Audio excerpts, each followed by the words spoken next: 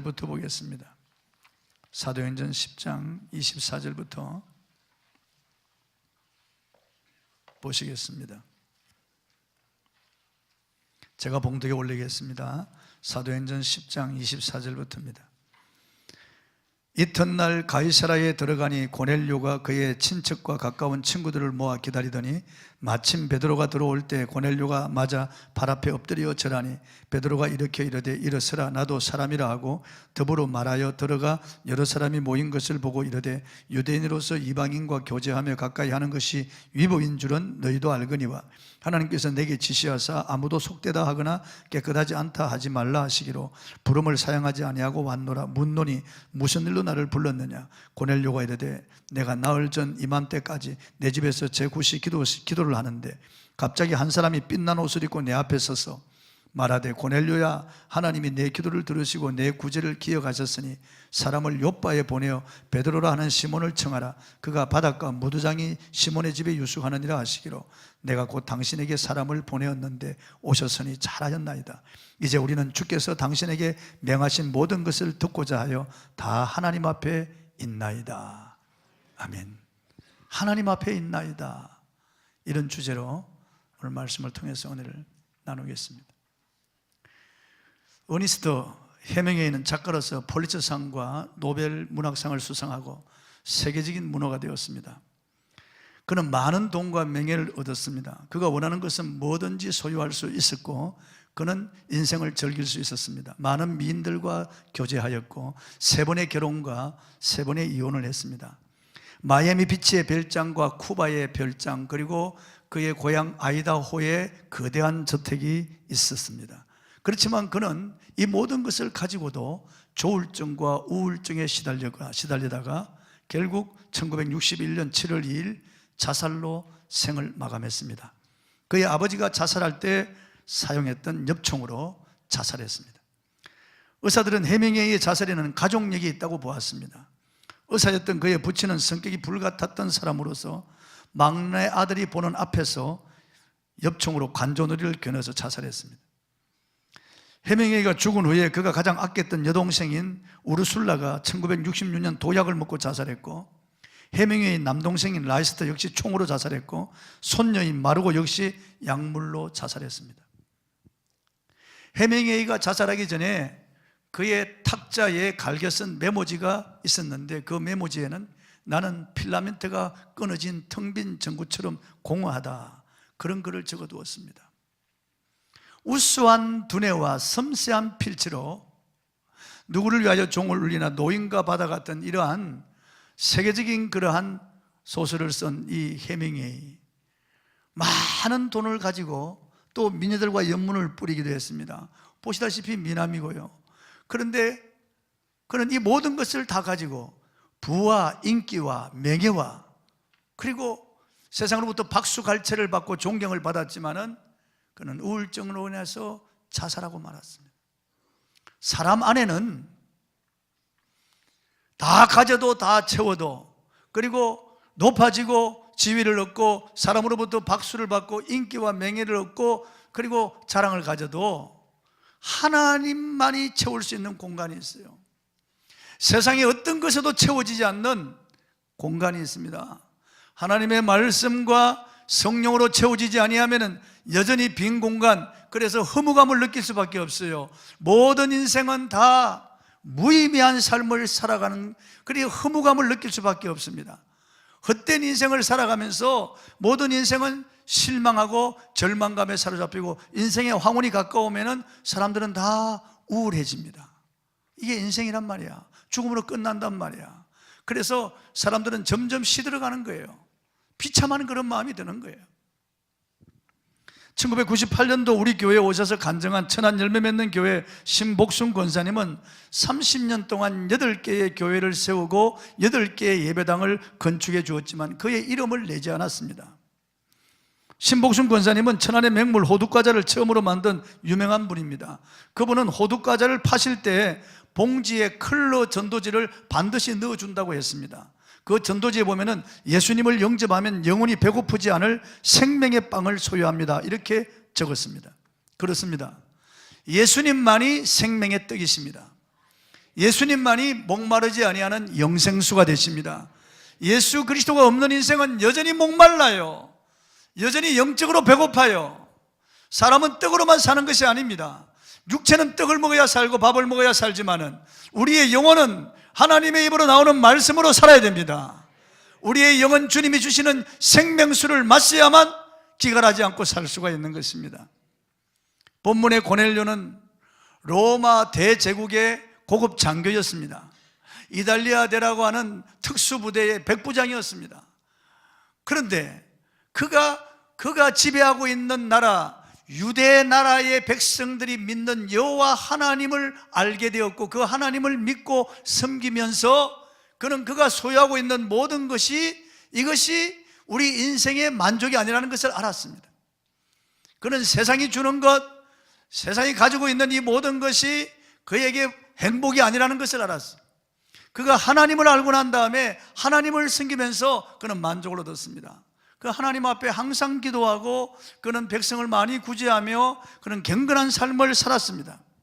그러다가 제9시 기도하는데 천사가 나타났어요. 빛나는 옷을 눈부시게 빛난 모습을 한 천사가 나타나서 베드로 고넬료에게 내 구제가 상달되었고 너의 기도를 하나님이 들으신 바 되어서 나를 보내셨다. 너 요빠 피장 시몬의 집에 우거하는 베드로라고 하는 사람을 청하라. 그리고 그의 말을 들으라. 그래서 종 하인 둘과 경건한 종 한 사람을 붙여서 요빠로 보냈습니다. 그래서 베드로도 그 시간에 기도하다가 환상을 보았습니다. 하늘로부터 큰 그릇이 내려오는데 거기에는 가정한 짐승들이 더 있었습니다. 잡아먹으라고 하니까 주여 내가 이 속되고 가정한 것을 먹지 아니했습니다. 3번 내가 깨끗하게 한 것을 너가 어찌 속되다고 하느냐. 3번 동일한 이런 음성을 들었습니다. 그리고 이 환상이 무슨 환상일까 하고 마음에 의문을 품고 내려오는데 성령께서 말씀하셨어요. 내가 보낸 2 사람이 지금 문 앞에 왔다. 그리고 그를 따라가라 그러시는 거예요. 그래서 그 문에서 녹화하는 사람 받아들이니까 보니까 고넬료가 보낸 사람들이에요. 그래서 그날 하룻밤 유숙하고 베드로가 그 사람들을 따라서 고넬료의 집에 도착했습니다. 고넬료의 집에 도착했어요. 가서 문을 열고 들어가 보니까 고넬료가 그의 가족들, 하인들, 병사들 그리고 친척들과 친구들을 다 모아놓고 기다리고 있었어요. 24절을 한번 읽어보겠습니다. 시작. 이튿날 가이사랴에 들어가니 고넬료가 그의 친척과 가까운 친구들을 모아 기다리더니, 이게 아주 중요합니다. 기다렸다는 거예요. 하나님은 기다리는 자에게 은혜를 베푸십니다. 이 기다린다는 것은 준비한다, 사모한다는 그런 뜻이에요. 준비하고 사모하고 벌써 어제부터 기다리고 있었던 거예요. 베드로가 와서 무슨 말씀을 주실지 베드로의 말을 듣기 위해서 그의 가족들, 그의 하인들, 병사들 뿐만 아니라 친척과 친구들을 다 모아놓고 기다리고 있었다. 여러분, 이게 우리가 예배드린 자세예요. 기다리는 일은 하나님의 은혜를 기다리고 하나님의 말씀을 기다리고 하나님의 위로를 기다리고 하나님이 부어주시는 하나님의 은혜를 기다리는 이 기다림이 우리 안에 있어야 돼요. 예배 시간 미리 와서 기다렸다가 예배를 드리는 것과 황급히 와서 종치고 이미 예배가 시작되었는데 들어와서 앉아서 그냥 부산한 가운데 예배를 드리는 것은 하늘과 땅 차이가 있습니다, 여러분. 기다리는 마음을 가지고 예배 드리는 것과 아무 생각 없이 그냥 털썩 앉아서 예배 드리는 것은 많은 차이가 있다 그 말이죠. 여기 온 것은 물론 잘한 일이고 이 자리에 있는 것은 복입니다만은 이왕이면은 우리의 마음이 준비된 마음, 사모하는 마음, 기다리는 마음이 되어 있었어요. 기다려야 됩니다. 성경에 보면 대저 내가 가난 자에게 물을 주며 마른 땅에 시내가 흐르게 하며 나의 신을 너 자손에게 내 복을 너 후손에게 내리라, 그렇게 말씀하고 있어요. 그러니까 가란 심령, 땅이 쩍쩍 갈라져서 비를 기다리는 것처럼 기다리는 자에게 주님께서 은혜를 부어주신다는 거예요. 그러니까 기다려야 돼요. 하나님 기다리는 자에게 복을 주십니다. 예수님은 우리 마음을 4가지 밭으로 비유했습니다. 길가밭, 돌짝밭, 가시떨기밭, 그리고 옥토밭요. 길가밭은 길가에 씨를 뿌리니까 땅이 단단하고 다져져서 새들이 와서 다 주워 먹어버린다. 마귀에게 다 빼앗기는 거예요. 이런 사람은 성의 없는 마음이고 전혀 닫혀진 마음이에요. 하나님의 나라 복에 관심이 전혀 없습니다. 영혼은. 그 다음 돌짝밭입니다. 와서 반짝 은혜를 받습니다. 그러나 흙이 얇아서 싹을 틔우지만은 해가 뜨면 곧 말라 죽어버려요. 그만 시험 들면 금방 나가 자빠집니다. 그 다음 가시떨기밭이에요. 이것은 싹을 틔우고 줄기가 조금은 올라옵니다. 그러나 가시떨기에 막혀서 결실을 못하는 거예요. 세상의 재리, 염려, 이 탐욕 때문에 열매를 맺지 못하는 거예요. 근데 옥토밭이 있는데 이 옥토는 뿌리는 대로 자라서 열매를 맺습니다. 100배, 60배 혹은 30배, 최하 30배의 열매를 맺는 엄청난 수확의 밭인데, 예수님은 우리의 마음이 옥토가 되길 원하는 거예요. 예수님은 이 옥토는 착한 마음이라고 말씀하셨어요. 준비된 마음입니다. 사모하고 기다리는 마음입니다. 열린 마음이고 수용하는 마음이에요. 스펀지가 물을 빨듯이 하나님의 말씀, 그의 은혜를 기다리는 마음이에요. 이 희미한 상태에서 앉아서 눈을 끔뻑끔뻑하고 있으면 그게 하나님의 말씀, 그 은혜가 되겠어요? 기다리고 준비하고 사모하고 말씀을 받아들이기를 사모하는 이런 마음으로 하나님께 예배를 드려야 그 말씀이 레마가 되어 그 사람 속에 들어가는 거죠. 시편 130편 6절에 파수꾼의 아침을 기다림보다 내 영혼이 주를 더 기다리나니 참으로 파수꾼의 아침을 기다림보다 더하도다. 간절히 기다리는 거예요. 은혜 주시기를 기다리고 내게 은사 주시기를 기다리는 거예요. 내게 성령의 비를 내려주시기를 기다리고 내 문제 해결해 주시기를 기다리는 거예요. 다시 한번 하나님이 내게 새로운 은혜를 부어주시기를 기다리는 거예요. 이사야 30장 18절 무릇 그를 기다리는 자마다 복이 있다고 그랬습니다. 사업차 우리가 중요한 사람을 만나려면 먼저 가서 기다리는 게 예의가 아니겠어요? 아니 그 사람 인터뷰 하려는데 들어갔는데 아니 그 사람보다 우리가 먼저 가서 기다리고 있어야 되는 게 그게 예의가 아니겠어요? 그래야 첫인상이 좋게 보여, 그래야 합격하지 않겠어요? 그래야 거래가 되지 않겠어요? 세상 사람을 만날 때도 이렇게 가서 먼저 기다리는 것이 예의고 그 사람에게 좋은 인상을 보여주고는 하물며 하나님 전에 예배하러 오는 자가 우리가 먼저 와서 기다리는 것이 합당하지 않습니까?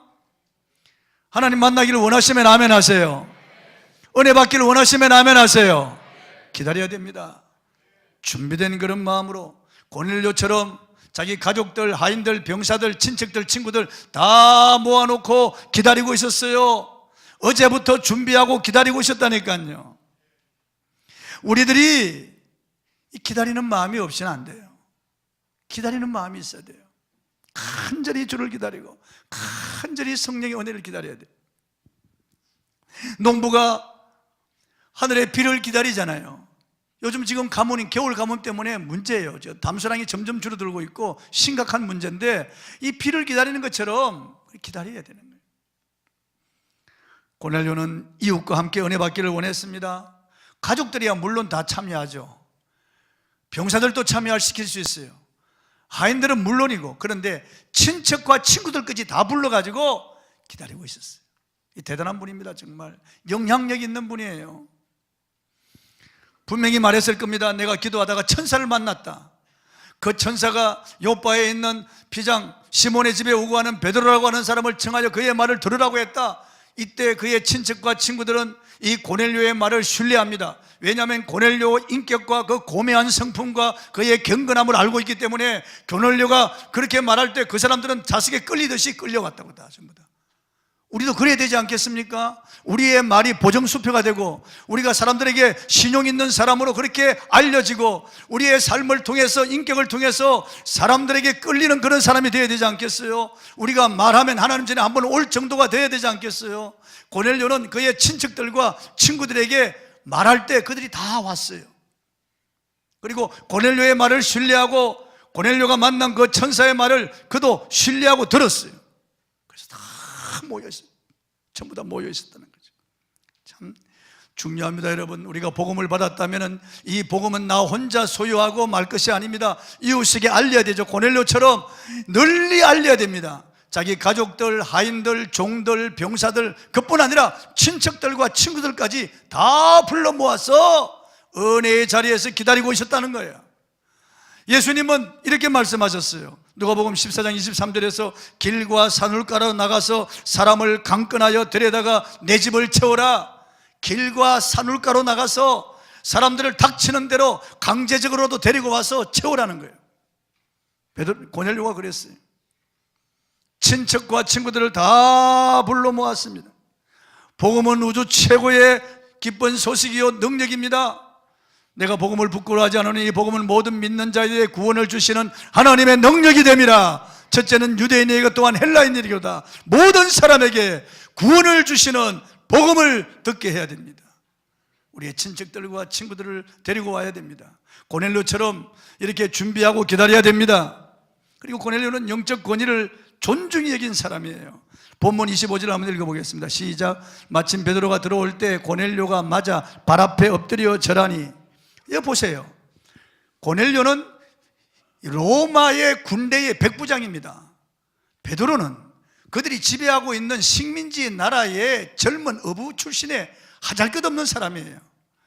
적어도 고넬료가 백부장까지 될 정도 되면 나이가 어느 정도 한 40 이상은 되었어요. 그러나 베드로는 아직도 30대 초반이에요. 그리고 베드로의 행색이 남루하죠. 이 사람은 어부 출신이죠. 이게 신분상, 아니 로마의 고급 장교가 자기가 지배하고 있는 유대 나라의 젊은 어부에게 엎드려 절합니다. 참 놀라운 일이죠. 이거는 황제나 왕 앞에 경배하는 정도의 자세예요. 꿇어 엎드려서 그에게 절을 했다는 거죠. 왜 그랬을까요? 하나님이 보냈다는 영적 권위를 인정하기 때문에 그래요. 그 사람이 비록 젊은 사람이고 그 사람이 비록 자기 지배하고 있는 나라의 천민이지만은, 비록 젊은 어부 출신의 보잘것없는 사람이었지만은 고넬료는 그렇게 보진 않았습니다. 사람을 외모로 판단하지 아니하고 고넬료는 하나님이 보낸 사람, 하나님의 메신저라고 하는 것을 알고 하나님의 영적 권위를 존중히 여기고 그 앞에 무릎을 꿇고 엎드려 절을 했다고요. 참 이게 우리가 본받아야 할 점입니다. 여러분, 하나님의 권위를 존중히 여기는 거예요. 오늘 교회 안에 권위를 우습게 여기는 사람들이 많습니다. 하나님이 세운 담임 목사라든지 장로님이라든지 안수집사님, 이 영적 권위, 기름 부어서 세운 영적 권위자들에 대해서 존경하는 마음이 없어요. 너나 나나 새끼 밥 먹고 너나 나나 뭐 나이도 별 차이 없고 다를 바가 뭐 있냐 말이야. 이렇게 생각하고 함부로 하고 어떤 사람은 반말까지 합니다. 교회 안에서 반말해서는 안 되는 거예요. 여러분, 어떤 일이 있더라도 교회는 성도들끼리 반말하면 안 돼요. 덕을 세우는데 소용되는 말을 하고 아름다운 말을 하고 경언을 쓰라고 말씀하고 있어요. 성경에는 그렇게 말씀하고 있어요. 아무리 친하더라도 친하다고 찍찍 반말하면 안 되는 거예요. 존경하기를 먼저 하고 형제 우애를 가지고 서로 존경하며 우애하라. 남을 나보다 낫게 여기라고 말씀하고 있어요. 그렇기 때문에 우리는 조심해야 돼요. 교회 안에서 성도들끼리 말을 조심해야 됩니다. 이름 찍찍 부르고 아무렇게나 그냥 대하고 삿대질하고 함부로 반말하고 그리고 아무렇게나 대하는, 이건 세상 사람들이 하는 짓이에요. 교회에서는 그래서는 안 되는 거예요. 혹시 여러분 그런 사람이 있으면 여러분이 전에 그랬더라도 이제 고쳐야 됩니다. 제가 벌써 단에서 몇 번 말씀을 드립니다. 고치기를 바랍니다. 고쳐야 됩니다. 이 고내려고 하는 행위를 보십시오. 영적 권위를 존중히 여깁니다. 저는 보잘것없는 사람이요, 외모 여러분이 보아도 시원치 않잖아요. 저는 세상 것은 경력이 별로 없어요. 하나는 죄도 많았고요, 지금도 허물이 많은 사람이에요. 부족하기 짝이 없는 사람입니다. 그렇지만 32년 동안 여러분들이 제 영적 권위를 존중히 여기고 우리 장로님들도 제 영적 권위를 존중히 주어서 제가 목회할 수 있는 거예요.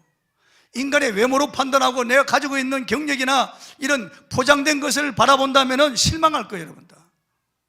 여러분들이 순종할 수 있겠어요? 누가 순종하겠어요, 여러분? 그러나 영적 권위 앞에 여러분들이 순종하니까 교회가 평안하고 우리 교회 하나님께서 은혜를 주시는 겁니다. 할렐루야. 여러분, 장로님들의 그 영적 권위 앞에 순복하시길 바랍니다. 순복하셔야 돼요. 안수집사님들의 영적 권위 앞에 순복하셔야 돼요. 존중해야 됩니다. 절대 외모를 보지 마십시오. 사람이 좀 시원찮더라도, 말이 어눌하더라도, 그 사람이 가진 것이 없더라도 그 사람의 그냥 모양을 보지 마시고 하나님이 세운 권위를 봐야 됩니다. 다윗은 사울에게 쫓겨서 10년 이상을 고통 속에 살았습니다. 피가 마르는 고통이죠. 이 들에서 저 들로, 이 바위에서 저 바위로 숨어야 되고, 이 굴 속에 들어가서 잠을 자고, 이슬을 맞으면서 그 밤중에도 도망을 다녀야 되고, 남의 외국에 망명하고 미친 척하기도 하고 비참한 생활을 했습니다. 그 사울 때문에 그랬습니다. 한때 그의 장인이었던 사울이 악신이 들어가지고 그냥 무고한 다윗을 죽이려고 하는 거예요. 이스라엘의 충신 다윗을, 자기의 사위 되었던 사람을 죽이려고 혈안이 되어서 철저하게 수색하는 거예요. 3,000명의 군인을 거느리고 다윗을 잡으려고 하는데 다윗은 아둘람굴에 들어와서 숨어 있었어요. 근데 사울이 용변을 보러 들어왔습니다. 팔을 가리고 용변을 보고 있을 때 그의 부하 중에 한 명이, 장군님, 하나님이 우리에게 붙이셨습니다. 말씀만 하십시오. 두 번 칠 것이 없습니다. 단칼에 죽이겠습니다. 다윗은 그를 금합니다. 그리고 살며시 가서 용변 보고 있는 사울의 옷자락을 살 자릅니다. 그래도 그 주의 종의 옷자락을 잘랐다는데 마음이 찔려가지고 나중에 멀리서 울면서 소리칩니다. 내 아버지요, 내가 당신을 죽일 기회가 있었습니다. 그러나 그렇게 하지 못하는 것은 하나님께서 기름 부으신 자의 몸에 손을 대는 것은 금하신 까닭입니다. 그 후에도 사울이 병사들과 잠들어 있을 때 살며시 들어가서 단창과 물병을 가지고 와서 멀리서 또 그렇게 소리친다고요. 지금 귀신이 들어가지고 자기를 죽이려고 하는 이러한 잘못된 사람이지만은 한때 하나님이 기름을 부어 세운 종이었기 때문에 하나님의 영적 권위를 인정하고 다윗은 그를 존중히 여깁니다. 그를 죽이려고 하는 원수지만은 존중한데, 왜냐하면 영적 권위가 있기 때문에. 영적 권위 앞에 우린 영적 권위를 존중해야 됩니다. 이 고넬료는 비록 베드로가 초라한 남루한 그런 행색의 사람이고 젊은 사람이고 자기들이 지배하고 있는 식민지 나라 사람이지만은 그 앞에 엎드려 절한 것은 그가 하나님의 사람인 것을 알았기 때문에 그렇습니다. 그의 영적 권위를 존중했기 때문에 그렇습니다. 고넬료의 절을 받은 베드로는 황급히 그를 일으켜 세웁니다. 본문 26절 한번 읽어보겠습니다. 시작. 베드로가 일으켜 이르되 일어서라, 나도 사람이라 하고 고넬료가 자기에게 쏠린 관심을 단호히 거절합니다. 자기에게 영광을 돌리는 것을 거절합니다. 나도 사람이라고 하는 말은 나도 흙으로 된 흠이 많은 인간이다, 이런 뜻입니다. 베드로가 능력의 종으로 귀히 쓰임 받는 것은 하나님께서 받으실 영광을 가로채지 않았기 때문에 언제나 하나님께 영광을 돌립니다. 사도행전 3장에 보면은 성전 미문에 구걸하던 하반신 마비된 사람을 일으켰을 때 그 순례자들이 다 눈이 동그랗게 되어서 베드로와 요한을 주목합니다. 무슨 신처럼 생각하고 바라보는 거예요. 그때 베드로가, 사람들아, 우리의 어떤 능력으로 너희 보는 이 사람이 성하게 된 줄 알고 왜 우리를 주목하느냐? 아니라 너희가 십자가에 못 박아 죽인 예수 그리스도의 이름이 너희 보는 이 사람을 성하게 하였느니라. 존귀와 영광을 하나님께 돌립니다. 사람들이 자기를 주목한다고 우쭐하지 않습니다. 어색하지 않다고요. 자기가 하나님의 영광을 가로채지 않습니다. 그렇기 때문에 하나님께서 이 베드로를 귀하게 쓰신 거예요. 바울도 마찬가지예요. 바울이 은혜를 받은 다음에 나는 사도 중에 지극히 작은 자라고 고백했어요. 더 은혜를 받은 다음에는 나는 성도 중에 미말에 처할 자라고 고백했습니다. 더 은혜를 받은 다음에 나는 죄인 중에 괴수라고 했습니다. 더 은혜를 받은 다음에 나는 만삭되지 못하여 난 자 같다고 그랬습니다. 한마디로 병신이라는 말이죠. 더 은혜를 받고 난 다음에 나는 만물에 찢기만도 못하다고 그랬고요. 야, 이 사람 너무 이 열등감에 사로잡혔나? 자기 자신을 너무 자아가는 거 아니냐? 그렇게 생각할지 모릅니다. 그렇지 않습니다. 은혜를 받으니까 더 겸손해지는 거예요. 은혜를 받으면 받을수록 물이 깊을수록 소리 없이 흐르듯이, 배는 익을수록 고기를 숙이듯이 하나님의 은혜는 낮아진 자리에 떨어지는 거예요.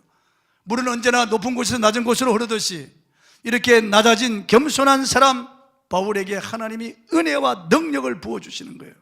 성경은 하나님은 교만한 자를 물리치시고 겸손한 자의 은혜를 베푸신다고 그러죠. 교만은 패망의 선봉이요 거만은 너무집의 앞잡이라고 말씀하고, 하나님이 교만을 매우 싫어하세요.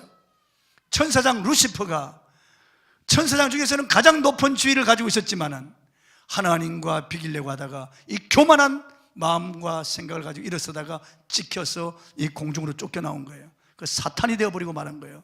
그 영광의 천사장이 사탄이 되어버리고 그를 따라 내려온 천사들 귀신이 되어버리고 말한 겁니다.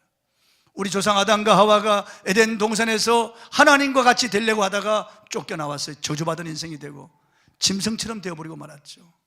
하나님의 형상인데 영광스러운 만물의 왕이 이렇게 되어버리고 마른 거예요. 오늘 이 비참하게, 저를 보세요. 이 비참하게 된 거예요.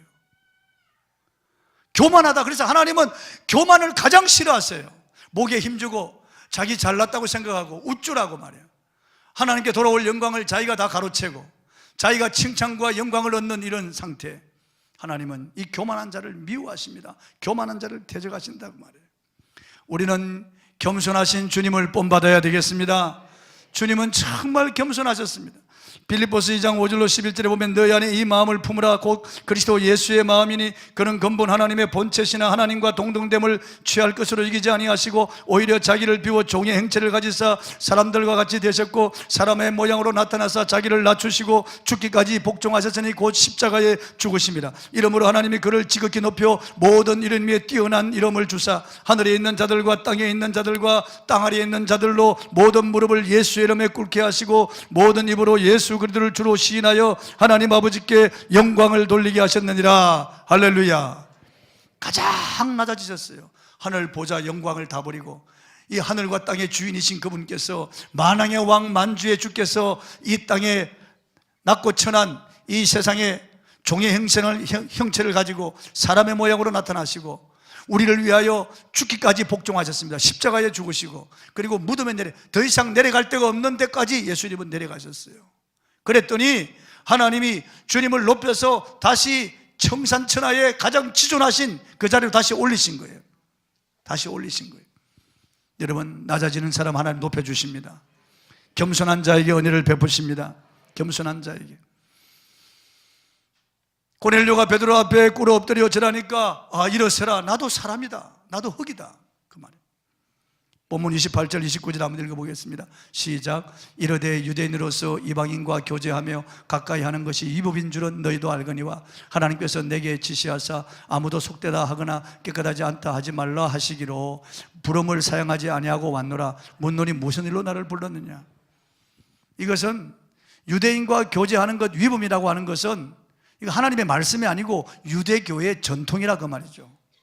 유대교의 전통에 이방인들과 함께 사귀지 말고 같이 먹지도 말고 같이 마시지도 말라. 그 이방인들을 짐승 수준으로 생각하는 거예요, 유대인들은. 하나님은 그렇지 않습니다, 여러분.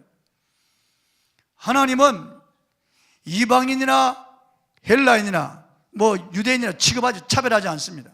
하나님은 이방인 다 사랑하십니다. 그 베드로가 유대인의 전통 속에서 자라왔기 때문에 이방인들과 교제하고 이방인들과 먹는 거 이거 위법이라고 말하는 거예요.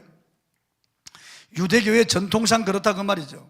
그러나 베드로가 성령의 음성을 들었습니다.